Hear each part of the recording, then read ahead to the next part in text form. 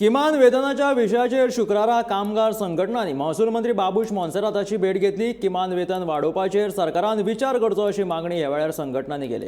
किमान वेतनाचेर सरकार बेगीनूच निर्णय घेतले अशें बाबूशान सांगला। मुखावयल्या विधानसभा अधिवेशनात ह्या विशयाचेर निर्णय जातलो अशें बाबूशान ह्या वेळार Sangla.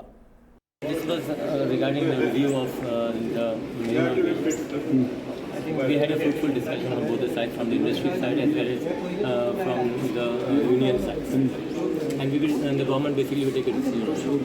There were different from different states. Basically, we discussed wages from different states. Plus the central government wages of what central government basically has fixed where the minimum wages should be. So we have taken everything into consideration. Now we will basically decide. I think most probably by the assembly time we should decide. No. There were different arguments. But roughly कितने जापाजे? No, I cannot tell you anything. Government has not taken a decision.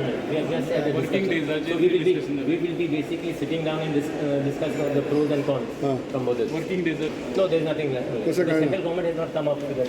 I think we should decide on this. Okay.